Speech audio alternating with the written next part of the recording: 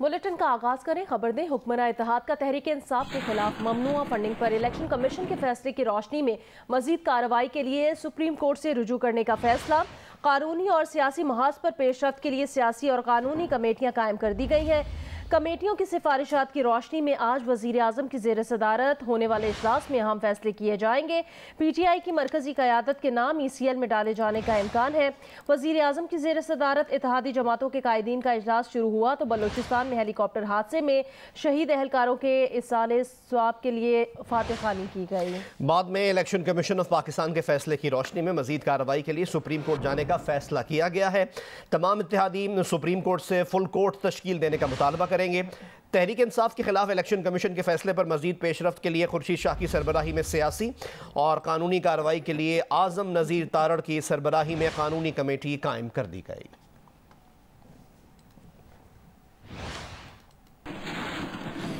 नून league के कायद मियां मोहम्मद नवाज शरीफ ने foreign funding case के फैसले से मुतालिक जो कमेंट्स दिए हैं उसके मुतालिक आपको आगाह करें। उनका कहना है कि हुकूमत और सियासी पार्टियां इस फितने के खिलाफ फौरी एक्शन लें। इमरान खान का तारीख का सबसे बड़ा डाका साबित हो गया। कहा यह बंदा पाकिस्तान के लिए इंतहाई ख़तरनाक है। जितनी जल्दी इस बंदे को कैफरे किरदार तक पहुँचाया जाए उतना ही बेहतर है। ये कहता था थोड़ी सी मनी लॉन्ड्रिंग कर ली तो क्या हुआ, इसको पता था कि इसने बहुत बड़ी मनी लॉन्ड्रिंग की हुई है। उन्होंने कहा इसलिए बार बार कहता था कि चीफ इलेक्शन कमिश्नर इस्तीफा दे। मियां नवाज शरीफ ने कहा इमरान खान गैर मुल्की एजेंडे को पाकिस्तान में नाफिज करने की कोशिश कर रहा था। अब दूध का दूध पानी का पानी हो गया है। अभी आपको खबर दें, इलेक्शन कमीशन ने 8 साल बाद PTI ममनुआ फंडिंग का मुत्तफिका फैसला सुना दिया है। इलेक्शन कमीशन ने करार दिया कि पाकिस्तान तहरीक इंसाफ को ममनुआ गैर मुल्की फंडिंग मिली जो इसने दानिस्ता वसूल की। चेयरमैन PTI के इलेक्शन कमीशन में जमा करवाए गए फॉर्म 1 गलत है। इमरान खान पाकिस्तानी कवानीन के मुताबिक अपनी जिम्मेदारी निभाने में नाकाम रहे। तहरीक इंसाफ के बानी रुकन और ममनू फंडिंग केस के दरख्वास्त गुजार अकबर एस बाबर ने कहा है कि जो अकाउंट्स इमरान खान ने खुद खोले और ऑपरेट किए उनसे लाइल्मी का इजहार बहाना है। साबिक वजीर आजम शाहिद खाकान अब्बासी ने कहा नवाज शरीफ तनख्वाह ना लेने पर ताहयात नाअहल हो सकते हैं तो इमरान खान गैर मुल्की फंडिंग लेने पर कितनी दफा नाअहल होंगे। हुकूमत की जिम्मेदारी है कि अगर कानून तोड़ा गया है तो इसके खिलाफ कार्रवाई करे। ये जो लाइल्मी की बात है ये मेरे ख्याल है लास्ट रेफ्यूज होता है। मैंने इनको 1 सितंबर 2011 में 7 सफ़ों का ख़त लिखा। मैं उस वक्त इनको निशानदेही करके बता रहा हूँ कि आपकी पार्टी में मनी लॉन्ड्रिंग हो रही है, मुलाजमीन के अकाउंट्स में पैसा आ रहा है, अमेरिका में कंपनियां रजिस्टर हुई हैं जिसके ज़रिए फंडिंग हो रही है। जिन अकाउंट्स को उन्होंने अपने दस्तखतों से खोला, अपने दस्तखतों से ऑपरेट किया, उससे भी लाइल्मी का इजहार करना मेरे नज़दीक ये मज़ाक का खेज है। इलेक्शन कमीशन ने अपनी रिपोर्ट दे दी है और वो बड़ी वाज़ेह रिपोर्ट है कि 150 करोड़ का कोई हिसाब इमरान खान नहीं दे सका। नवाज शरीफ साहब ताहियात डिस्क्वालिफिकेशन हो सकते हैं फीस ना लेने पर चंद हज़ार रुपए की, तो फिर इमरान खान जो 150 करोड़ का हिसाब नहीं दे पाया, फिर उन्हें मुल्क कंपनियों से पैसे लिए, शख्सियात से पैसे लिए, तो क्या उस पर कौन सा कानून लागू होगा? ये आज हुकूमत की जिम्मेदारी है कि अगर मुल्क का कानून टूटा है उस पर कार्रवाई करे। पाक फौज के लापता हेलीकॉप्टर का मलबा जिला लसबेला में विंदर के इलाके मूसा गोट से मिल गया है। DG ISPR का कहना है हेलीकॉप्टर में सवार तमाम 6 अफसर और जवान शहीद हो गए। शोहदा में lieutenant general Sarfraz Ali, DG Pakistan coast guards, major general Amjad Hanif, brigadier Mohammad Khalid, major Saeed Ahmed और मेजर मोहम्मद तलहा मन्नान शामिल हैं। शोहदा में नायक मुदस्सिर फैयाज भी शामिल हैं। DG ISPR का कहना है कि हेलीकॉप्टर को हादसा खराब मौसम के बायस पेश आया। हेलीकॉप्टर सैलाब ज़दगान के रिलीफ ऑपरेशंस में मसरूफ था। मुकामी ज़राए से हासिल वीडियो में हादसे के मकाम पर हेलीकॉप्टर का मलबा भी देखा जा सकता है। बलूचिस्तान में सैलाब ज़दगान के रिलीफ ऑपरेशन के दौरान हेलीकॉप्टर हादसे में शहीद ऑफिसर्स की नमाज जनाजा मलीर गैरेजन में अदा कर दी गई। हादसे में शहीद होने वाले DG coast guard major general Amjad Hanif का ताल्लुक रावलाकोट आज़ाद कश्मीर से था।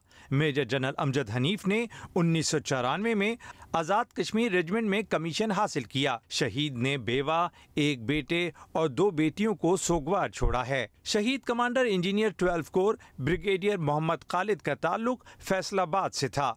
ब्रिगेडियर मोहम्मद खालिद ने 1994 में 20 इंजीनियर बटालियन में कमीशन हासिल किया।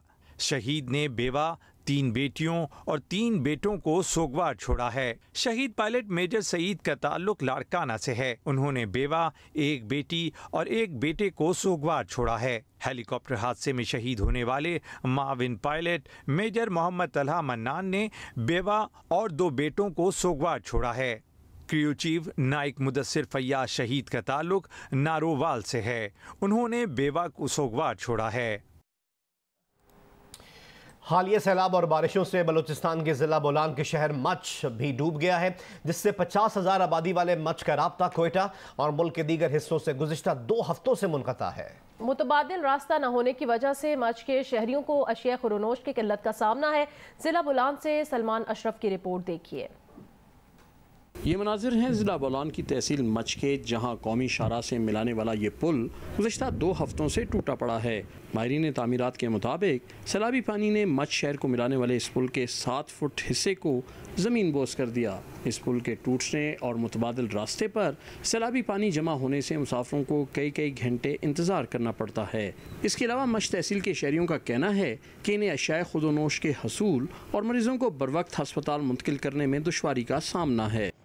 जैसे ये पुल टूटा, सीधे हमारा गैस पाइपलाइन भी टूट गया है, जिसकी वजह से आवाम को बड़ी मुश्किलात पेश आ रही हैं। आपकी शनीद में ये हो कि हमारा जो मुतबादिल रास्ता जो नदी जल से जाता है, अक्सर बेशतर 15-20 दिनों के दौरान अक्सर बारिशें हुआ है, पानी आया, जिसकी वजह से हमारा रास्ता बिल्कुल मुनक़ता। इससे पहले 2020 में भी यही सिचुएशन था और 2007 में भी जो पानी आया, जिससे एक पिलर उस साइड के मच पुल के बह गए और फिर उसके ऊपर तकरीबन 7 साल लगे ये पुल बना। मच पुल बलूचिस्तान में सूबाई महकमा तामीरात की कारकर्दगी की बदतरीन मिसाल बन गया है, जो गुज़श्ता 14 सालों में 30वीं मरतबा टूटा है। इससे कबल 2007 में सैलाबी पानी इसे बहा कर ले गया। दूसरी मरतबा 2020 में सैलाबी पानी से ये ज़मीन बोस हुआ। जो ब्रिजेज़ हैं उनमें तकरीबन 14 जो हैं वो छोटी बड़ी ब्रिजेज़ हैं और 6 बड़ी ब्रिजेज़ हैं जो कि नेशनल हाईवे अथॉरिटी की, उनको नुकसान हुआ है। मच शहर को मुल्क के दीगर हिस्सों से मिलाने वाला पुल न सिर्फ मकामी आबादी के लिए अहम है, बल्कि कोयला कानों से अंदरूनी मुल्क कोयला की सप्लाई के लिए भी अहमियत का हामिल है। इलाका मकीनों का मुतालबा है कि इस पुल की फौरी तामीर और बहाली के लिए इक़दाम किए जाएँ। कैमरामैन हसन रसूल के साथ सलमान अशरफ, जियो न्यूज़, क्वेटा। और अभी आपको खबर दें, बलूचिस्तान के दीगर मुख्तलिफ हिस्सों की तरह बारिश और सैलाबी रेलों से कोहलू में भी बड़े पैमाने पर नुकसानात हुए हैं। तफसील बताएंगे जियो न्यूज़ के नुमाइंदे मोहम्मद यूसुफ। देखिए जी, बिल्कुल हालिया मानसून बारिशों और सैलाबी रेलों की वजह से कोहलू पूरी तरह मुतासर हुआ है। कड़ी फसलें, बागात, माल मवेशी व दीगर को जो है वो शदीद नुकसान पहुँचा है। 1142 एकड़ पर मुश्तमिल कपास की फसलें, 74 एकड़ पर मुश्तमिल सब्ज़ी, 27 एकड़ पर मुश्तमिल मिर्च की फसलें, फलों के जो बागात हैं वो 112 एकड़ पर मुश्तमिल थे। टमाटर की जो फसल है वो 27 एकड़ पर मुश्तमिल थी, जो हालिया मानसून बारिशों की वजह से तबाह हुए हैं। जबकि सैलाबी रेलों में 2900 से ज़्यादा जो है माल मवेशी, जिनमें भेड़ बकरी और गाय शामिल हैं, वो बह गए हैं, जिससे यहाँ पे जो मालदार लोग हैं उनको शदीद नुकसान पहुँचा है। मानसून की बारिशों के बाद हब शहर की मुख्तलिफ सड़कें टूट फूट का शिकार हो गई हैं। सड़कों पर गहरे गड्ढे बन चुके हैं। हब से अपडेट करेंगे इब्राहिम कम्बो। इस वक्त मैं मौजूद हूँ हब में, और हब में जो है वो हालिया बारिशों के बाद हब के मुख्तलिफ जो सड़कें हैं वो टूट फूट का शिकार हो चुकी हैं। जो सड़कें टूट फूट का शिकार हो चुकी हैं उनमें काफ़ी गड्ढे पड़ चुके हैं, जिससे आने और जाने वाली गाड़ियों को शदीद मुश्किलात का सामना करना पड़ रहा है। जो सड़क पे पड़ने वाले गड्ढे हैं उनमें कीचड़ जमा होना शुरू हो गई है। जो हब के जिनमें मुख्तलिफ इलाके हैं, जिनमें अलाहाबाद टाउन है, डाखाना रोड है, लासी रोड है, पीरकस रोड है, ये काफ़ी मुतासिर हुए हैं और मुख्तलिफ रोड पर जो है वो गड्ढे पड़ना शुरू हो गए हैं। चमन के मज़ाफ़ाती इलाकों में सड़कें, नदी नालों में मकानात मलबे के ढेर बन गए हैं। हुकूमती रवैये से मायूस मुतासरीन ने अपनी मदद आप के तहत तामीर और मरम्मत का काम शुरू कर दिया है। नूरजमान अचकज़ई में रिपोर्ट करेंगे। मानसून बारिशों ने बलूचिस्तान में कहीं भी और किसी को भी संभलने का मौका नहीं दिया। बारिशें थमने और सैलाबी रेलें उतरने के बाद चमन में हर तरफ तबाहकारियों के नाकाबिल यकीन मनाजर है। चमन शहर से मुतसिल कली ठेकेदार और MNA मौलाना सलाउद्दीन कॉलोनी का इलाका सर्वे और इमदादी टीमों की नज़रों से उजल रहा। ये कोई नदी नहीं बल्कि कभी यहाँ एक राब्ता सड़क हुआ करती थी। और मलबे के ये ढेर कभी किसी गरीब का आशियाना होते थे। हुकूमती मदद के मंतज़र ये मुतासरीन अब हुकूमती इमदाद से मायूस होकर अपनी मदद आपके तहत नदियाँ, बनी गली, मोहल्ले, सड़कों की बहाली और मजीद रेलों से बचने के लिए पक्की हिफाजती दीवारें तामीर कर रहे हैं। मेरे साथ तो इंतज़ामिया भी नहीं आया है, कुछ भी नहीं आया, ना मेरे साथ इंतज़ामिया में कोई खिदमत नहीं किया है। मैं तो ये मजबूरी में खुद लगा हुआ, मैं कारोबारी लोग है, मैं इधर खुद लगा हुआ था। इससे पर ये सारा कमरे ममरे सारा खर किया। हमारा घरों में बस पानी अंदर आया, कमरे टूट गया था। हम लोग घर से बाहर निकले, अभी न खेमे है न राशन माशन है, सरकार की इमदाद नहीं। हम लोग इंतज़ार करने के खड़े हुए, आगे पीछे देख रहे, कुछ नहीं मिलना है। चमन के इस इलाके के मुकीन कदीम मुश्तरका ख़ानदानी निज़ाम के तहत बड़े बड़े गचे घरों में रिहाइश पजीर है। यहाँ बेशतर घरों की तरह ये घर भी सैलाब की नज़र हो गया।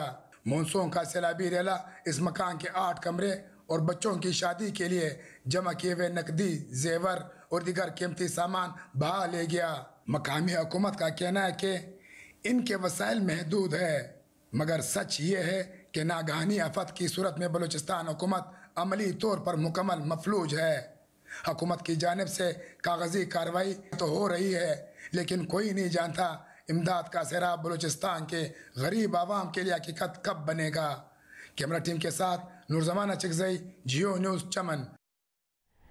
खेल के मैदान से खबर है। कॉमनवेल्थ गेम्स में पाकिस्तान की नुमाइंदगी करने वाली खातून बॉक्सर महरीन बलोच का कहना है, हारने का अफसोस ज़रूर है, मगर खुशी इस बात की है कि उन्होंने पूरे 3 राउंड्स में मुकाबला किया, सीखने को बहुत कुछ मिला, अगली बार ज़रूर जीतेंगी। वो बर्मिंघम में जियो न्यूज़ की नुमाइंदा साइमा हारून से गुफ्तगू कर रही थीं।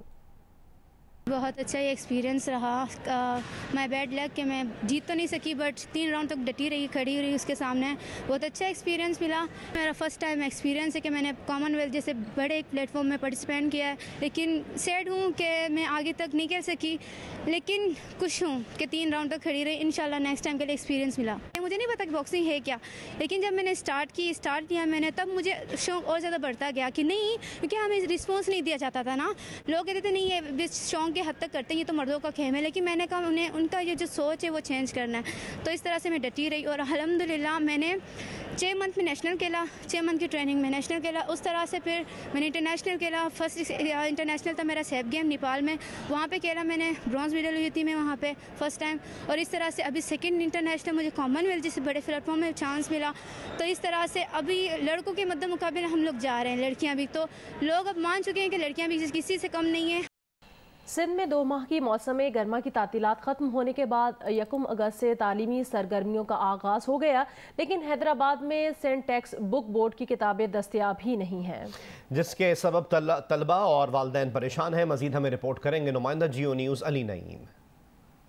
सिंध में तालीमी इदारे खुल गए हैं, लेकिन उसके बावजूद तालीमी इदारों के अंदर तालीम हासिल करने के लिए जाने वाले तलबा के पास कोर्स की किताबें ही मौजूद नहीं हैं, जिसकी बड़ी वजह यह है कि सिंध टेक्स्ट बुक बोर्ड की जानिब से मुख्तलिफ क्लासेस की जो बुक्स प्रिंट करके दुकानों तक पहुँचाई जानी थी वो पहुँची ही नहीं है। सिंध टेक्स्ट बुक बोर्ड की अभी इस साल की कोई भी यानी पब्लिश होकर नहीं आई है। ना उर्दू की सीरीज़ मौजूद है, ना आसान सिंधी है, ना मैथमेटिक्स की है, ना साइंसी, कोई भी इस वक्त अभी भी कोई भी अवेलेबल नहीं है मार्केट में। इनका ये कहना है कि सिंध टेक्स्ट बुक बोर्ड की कोई भी किताब जो है वो दस्तयाब नहीं है। अब इस वक्त जो बच्चे स्कूलों में पहुँचे हैं वो क्या तालीम हासिल करेंगे, ये एक बड़ा सवालिया निशान है।